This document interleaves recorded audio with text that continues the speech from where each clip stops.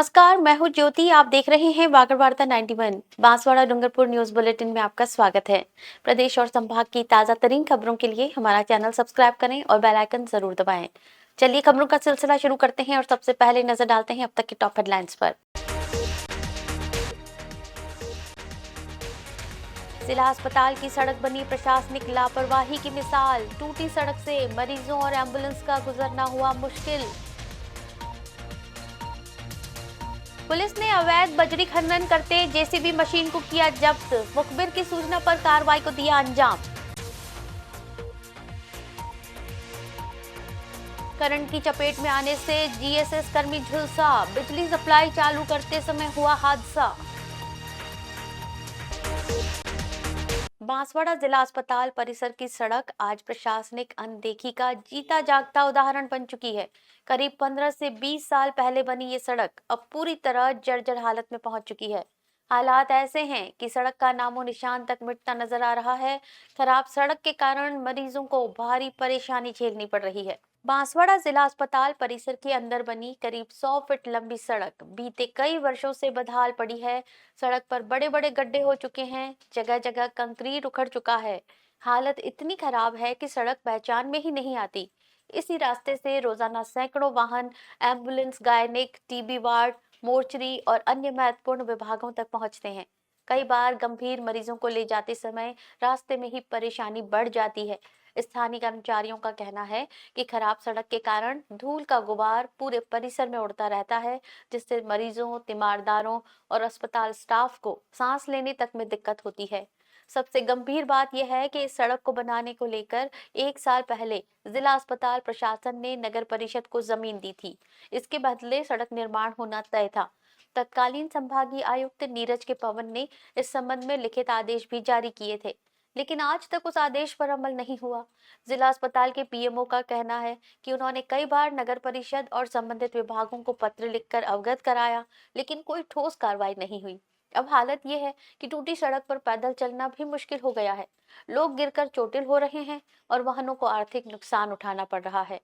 सवाल ये उठता है कि आखिर जिम्मेदार अधिकारी कब इस और ध्यान देंगे और मरीजों को राहत कब मिलेगी। कई बार तो उस खड्डे में डिलीवरी भी हो जाती है।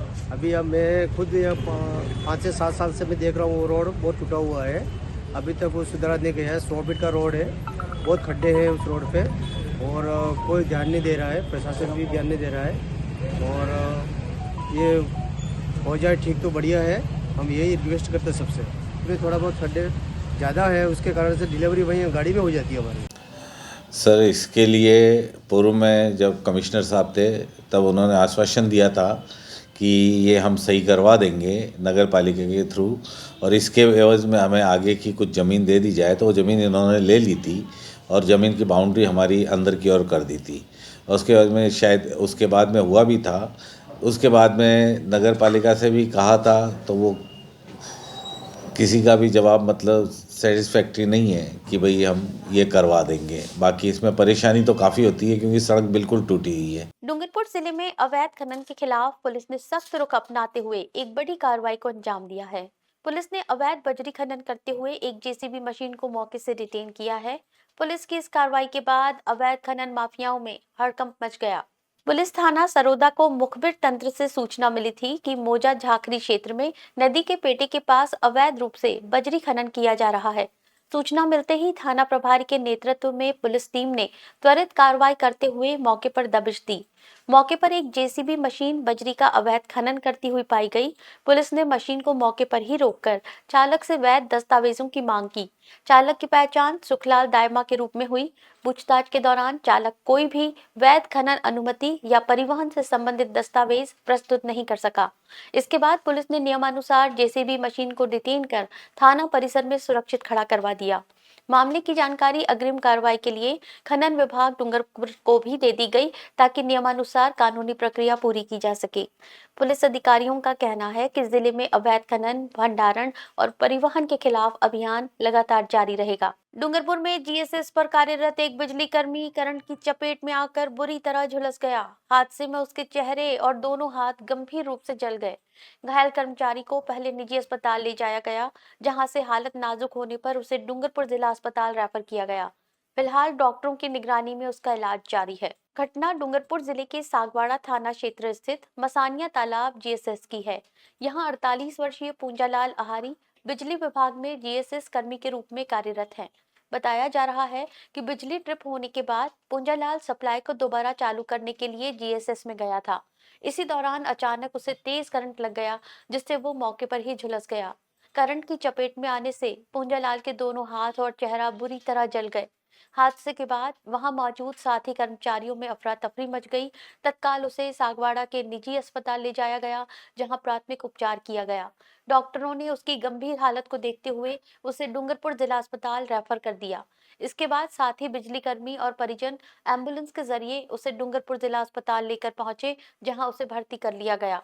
डॉक्टरों के अनुसार घायल की हालत फिलहाल गंभीर बनी हुई है और लगातार निगरानी में उपचार किया जा रहा है।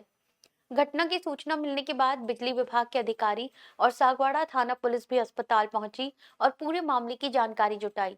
प्रारंभिक तौर पर हादसे का कारण तकनीकी खराबी या सुरक्षा उपकरणों की कमी माना जा रहा है।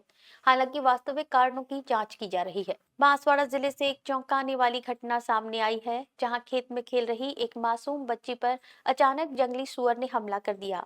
इस हमले में बच्ची गंभीर रूप से घायल हो गई। परिजन उसे तुरंत जिला अस्पताल लेकर पहुंचे, जहां उसका इलाज किया गया। घटना के बाद गांव में डर का माहौल है और ग्रामीण वन विभाग से सुरक्षा के ठोस इंतजाम की मांग कर रहे हैं। बांसवाड़ा जिले के कुपड़ा गांव में उस समय अफरा तफरी मच गई, जब गांव के पास खेत में खेल रही 10 वर्षीय बच्ची पर अचानक जंगली सुअर ने हमला कर दिया। अचानक हुए इस हमले में सुअर ने बच्ची के मुंह और हाथ को बुरी तरह नोच लिया। बच्ची दर्द से चीखने लगी, जिसकी आवाज सुनकर परिजन और आसपास मौजूद ग्रामीण मौके पर पहुंचे।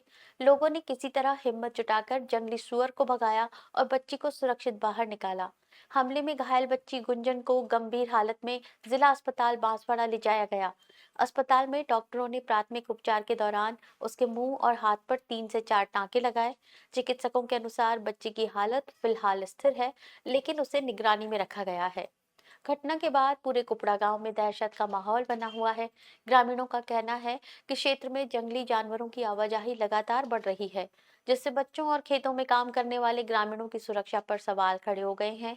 ग्रामीणों ने वन विभाग से मांग की है कि जंगली जानवरों की बढ़ती गतिविधियों पर नियंत्रण किया जाए और गांव के आसपास सुरक्षा के पुख्ता इंतजाम किए जाएं, ताकि भविष्य में इस तरह की घटनाओं से लोगों को बचाया जा सके। चलते चलते फिर नजर डालते हैं अब तक की टॉप हेडलाइंस पर। जिला अस्पताल की सड़क बनी प्रशासनिक लापरवाही की मिसाल। टूटी सड़क से मरीजों और एम्बुलेंस का गुजरना हुआ मुश्किल। पुलिस ने अवैध बजरी खनन करते जेसीबी मशीन को किया जब्त। मुखबिर की सूचना पर कार्रवाई को दिया अंजाम। करंट की चपेट में आने से जीएसएस कर्मी झुलसा। बिजली सप्लाई चालू करते समय हुआ हादसा। अपने स्मार्टफोन पर प्रदेश भर की खबरों से अपडेट रहने के लिए आज ही हमारा चैनल सब्सक्राइब करें और बेल आइकन जरूर दबाएं। फिलहाल इस बुलेटिन में इतना ही। दीजिए इजाजत ज्योति को। आप देखते रहिए वागर वार्ता 91। नमस्कार।